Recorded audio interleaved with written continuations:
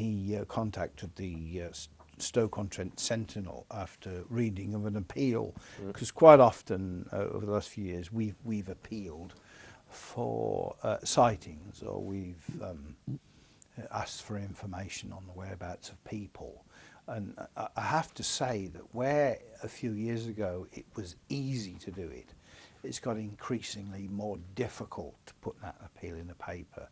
9 times out of 10, the newspapers will not tell us they've published it, and sometimes we're surprised when they publish it weeks or months later.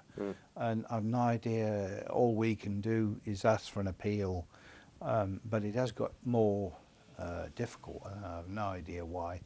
Probably because I think that the UFO subject is not as important with most people's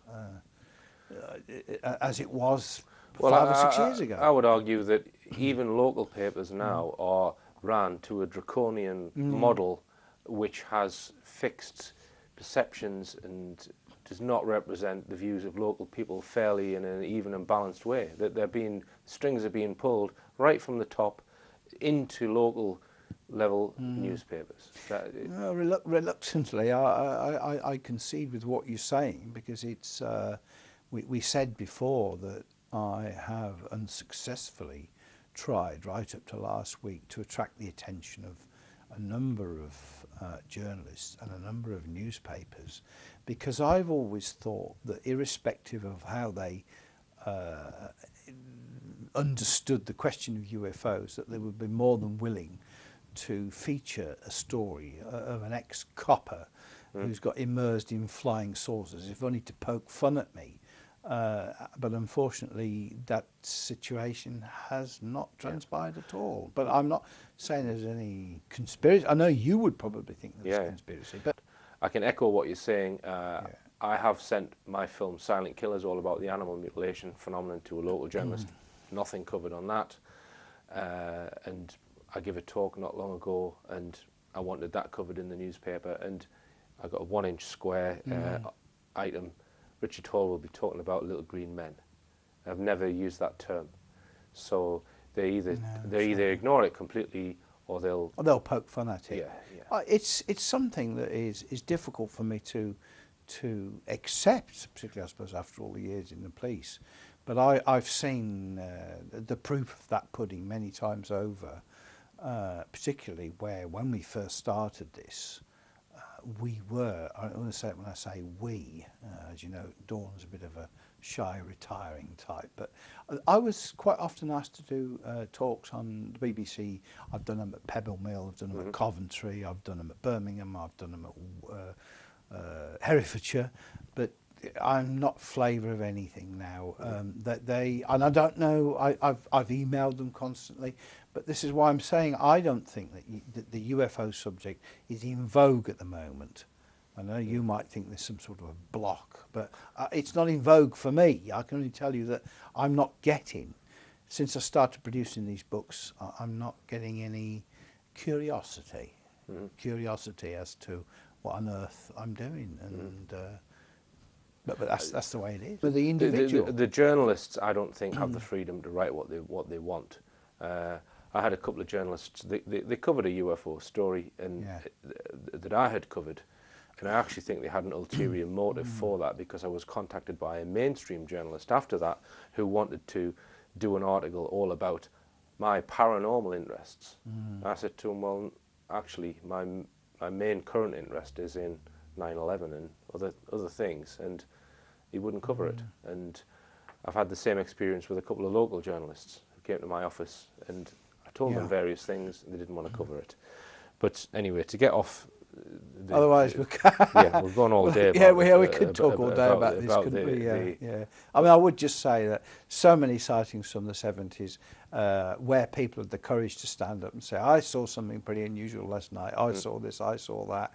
9 out of 10 times, the banner grabbing headline would be something really ridiculous, and that denigrates what that person saw. And that person, quite a lot of them have told me they wish they'd never ever told of that sighting. Something else which I can honestly say I've never seen in a newspaper is a journalist linking more than one case together. So to saying, for example, well, there was that case 2 months ago where the same object was described by a witness, the dynamics were the same, etc. The same colours were same. So maybe, you know, there's no overall picture being. It's here today, gone tomorrow news. Today's news is tomorrow's fish and chip paper. So they're not interested in actually linking anything together. And if you don't do that, you're never ever going to find out. You're not going to get remotely near the truth about what's going on with this subject unless you have a long-term view of it with many cases. But it's what their objectives are. Generally speaking, they've all got the same objectives. They want to publish a story. If it's a personal story, that's fine. It doesn't matter what it is. It could be any subject. They'll publish it. But when it comes to matters like this, clearly there is some reluctance to publish something about this. And I've no idea why, but sometimes you've seen a map in the paper where UFO sightings of the last 30 years, right? 1 in 67, 1 in 68, 2 in whatever it is. But the truth of the matter is it's horrendous, the amount of sightings. And these are the people that have reported it. What about the people that didn't report it? And, you know, so, but anyway, we start talking about things and go right off what we're going to talk about. So right, Mr. Rainey, Mr. David Rainey contacted us, and he said that one of the strangest things I ever saw occurred just after midnight in September '66. I was aged 19 and living at number 1 Raglan Street on the Colville Estate, Western Coiney, which was Staffordshire. And again, Staffordshire, there was a huge wave of sightings in Staffordshire. And he says that in those days, the BBC radio, then known as the Light programme, used to close down at midnight.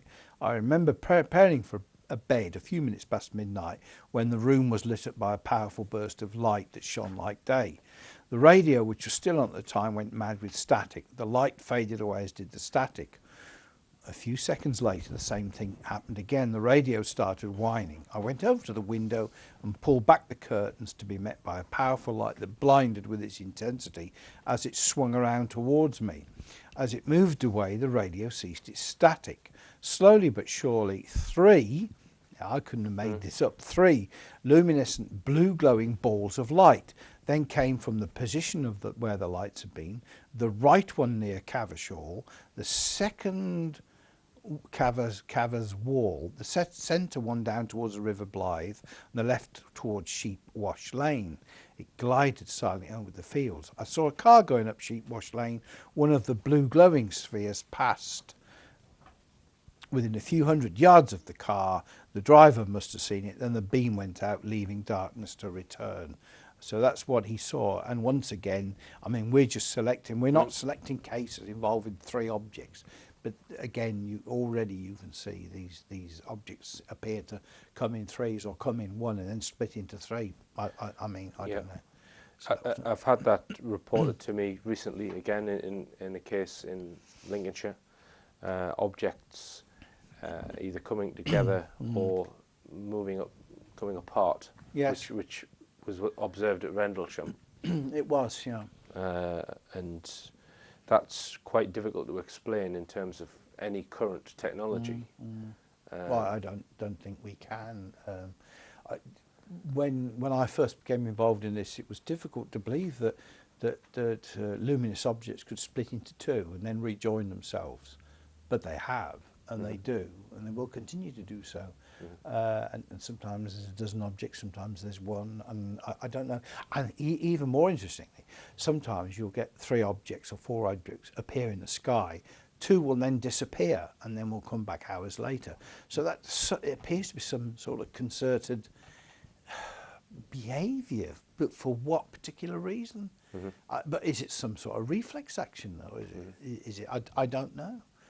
Okay. Right. All right. Well, the next one John's going to introduce is from somebody called Alan Prynne. Yeah. Right, Alan. This is in Reading. That's correct, Richard. He was walking home at 4 a.m. on the 7th of November '66. In an ideal situation, I wouldn't have to read this. I could remember it all, but it's virtually impossible. Anyway, As he neared his home address, he noticed a strange glow in the sky, and he thought something was on fire. Now, of course, that goes back to Nigel Frapple. He thought a house was on fire. Yeah. Anyway, he woke up his wife, Philomena. The couple went outside, and he said, I was shocked to see a dark cigar-shaped object hovering over trees at the end of the garden, 60 foot away, accompanied by a crackling noise like an arc welder's torch, glowing blue in colour. I could see portholes in the thing with what looked like something or someone inside moving about. The birds in the trees, which were roosting, were squawking. All the leaves came off the trees, which were blowing about everywhere. I shouted for my wife to fetch the camera. When she came back, there was no film in it. By this time, the UFO was above us. My wife hid in the bed. She was so scared. It then slid to the right and went off over woodlands. That was the last I ever saw of it. So, Right. yeah, interesting report. Did the wife see it or not? No, Okay, so it's a single witness case. it that one. was, yeah. All right, and John. Well, we're Okay. going to go for a break and Right, more we'll cases. do 67. 1967 after Yeah. this. Welcome back. I'm talking to John Hanson about his series of books on UFOs entitled Haunted Skies, and we're up to 1967. And you were going to introduce the first case for us, John. I was. Just before I actually introduced the first case, which was a UFO over Heathrow Airport, I don't think I've included the sighting, which I haven't, from the two police constables. But the officers were PC Roger Willie and Clifford Waycott. I hope I've got that right. Two police officers from Devon, and they chased a star-shaped object one morning in October. I think it was the 25th, again without having recourse to the papers. Right. That is the classic, if you like. A lot of people will refer to the police officer's sighting. But we ended up, as you can probably see yourself, in October 67. This was not a matter of the officers chasing Venus or a planet. There was literally hundreds of reports of the flying cross UFO during the end of October. The flying cross UFO was quite short-lived in this country.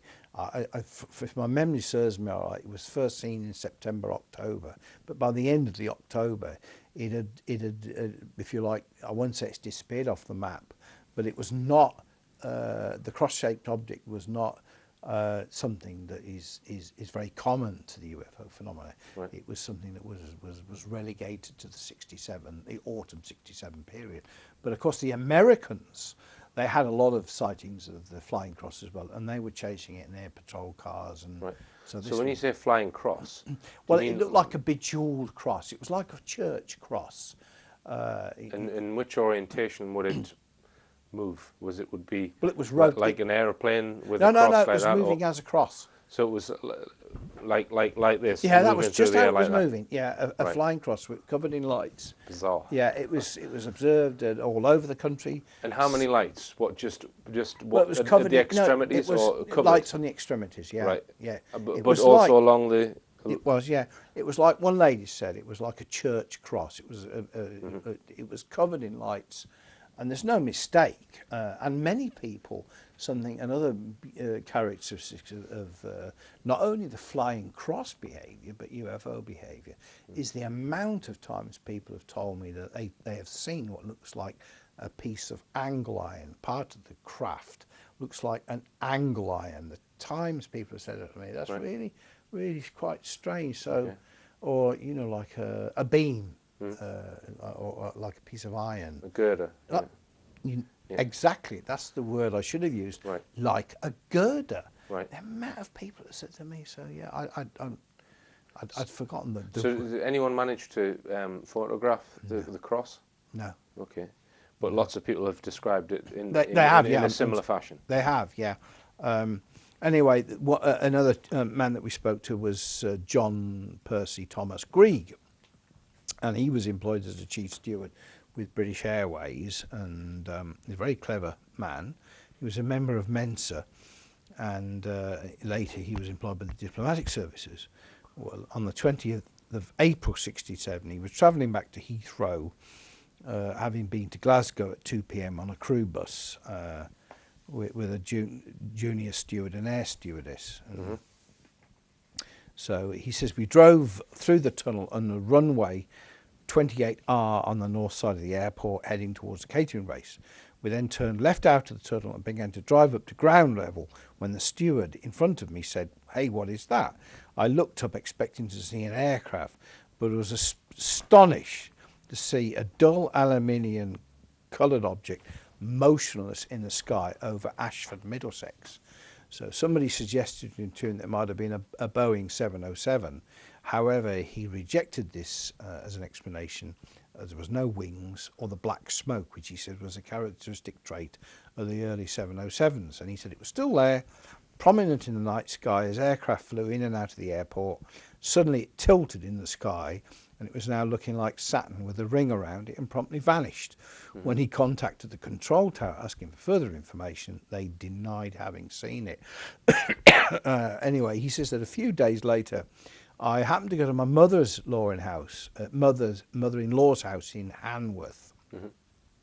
I was talking about what I'd seen with her uncle Richard. He was a colonel at the Woomera rocket range in Australia, attached to the Australian Air Force. He was on holiday in England. After some conversation, he went upstairs and brought a book down showing photographs of UFOs seen in Australia. It contained an identical object as I had seen at the airport a few days ago. I asked him what they were. He replied, "Nobody knows what these things are, but that type of UFO has been seen many times in Australia. We have often sent jet fighters up, but never been able to catch them." So, yeah. Okay. And you would imagine that if it's above an airport, it's one of the most monitored pieces of airspace. Yeah, well, you would imagine so, but we said earlier today about sightings of UFOs over aircraft, Heathrow, Gatwick. Something I've come across many times. And there was the famous O'Hare Airport going abroad now in the States, which hovered above the airport and then cut a hole in the clouds as it departed vertically upwards. Yeah. I mean, something that puzzles me is, it does puzzle me, but why is it on the many occasions where, I mean, there's a lot of cases we haven't even covered involving intercepts by the RAF and the United States Air Force, and suffice to say, when they get anywhere near these things, off they go. Yeah. So why do they? Is it because they feel that there could be a collision, there could be a problem, but they don't stop, and they certainly don't move away because they're fearful. Yeah. Or and again, we're using those terrible traits, but frightened. Yeah. They're certainly not fearful of a confrontation, but there's something there that means they must know. I mean, there are a number of cases in Timothy Good's books where he has managed to get military reports declassified of cases where pilots have been ordered to chase the UFO, and often pilots have been killed by doing that. Yeah, I can believe that. And there are numerous cases of that happening, to the extent where this, I believe, they changed their policy and stopped doing that. Yeah. Bit like chasing police cars, chasing stolen cars. And I think this happened over Washington D.C. in the 1950s. Yeah, when pilots were being sent out every night to chase these UFOs, and they just eventually said, "Well, why bother getting in our planes? They're out manoeuvring us." And we've got the Milton Torres case. I was just going to say about Milton, because we spoke to him about his sighting, and So you interviewed him for your book? Yeah, I did, right, and there's also a fascinating letter from Frank Marshall from Weymouth gave us. Frank went to see Frank, and he is a really sweet man. He gave us a lot of stuff, including bits that had been nibbled by the mice over the years in the bedroom. But some of the reports were really interesting, and there was a letter. Unfortunately, it wasn't.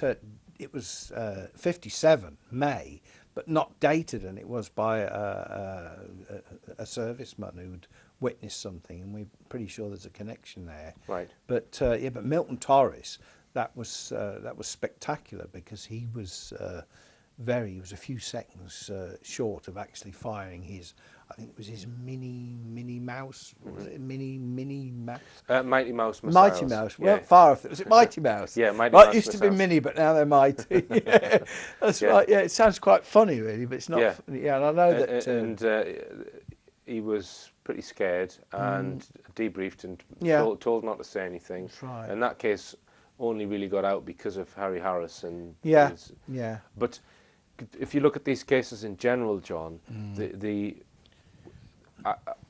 many of the observations that people document suggest that there's an awareness to the craft. Yes. The craft have a comprehensive awareness of beings or people outside of the craft. There was a case that we just discussed where the guy comes into view and then suddenly it moves out the way, kind of thing. So there's cases. There was one in Cyprus in the 1950s that David Caton spoke about, where there was some hunter jets went out vectored to go towards this UFO, and it just went up to 60,000 feet above the height, the ceiling of the hunter, so they couldn't get anywhere near it, and it did it like this. Yeah.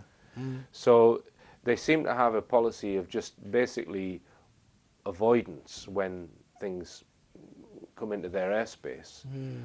So they're, like we said earlier, that they're certainly not aggressive. No, I mean, you mentioned David Caton. He's he's been really helpful to us. I'm itching to get into some of the reports and reinvestigate the ones towards I think it was towards the 80s, where there was some really, I mean, I can't praise him enough. There was a couple there. There was one over Jodrell Bank. Yeah. And that was fascinating. And I think Jodrell Bank's attitude was, what are you talking about? Yeah. They don't exist. And these people saw something over the Jodrell right. Bank. And there was other cases where actually figures, I can't remember the cases, but there was saucer-shaped objects seen near a factory, and then figures began to climb out of these objects. And I know that David investigated that thoroughly. And but so many cases. How can you keep up with it? Okay. Yeah. Well, in the next show, John, we're going to come a little bit more up to date. We're still nowhere near the current date, and discuss cases from the 1970s. Right. And what year does that go up to? Well, we're talking about Volume 4, aren't we? Volume 4. Which is 68 to 72. To 72.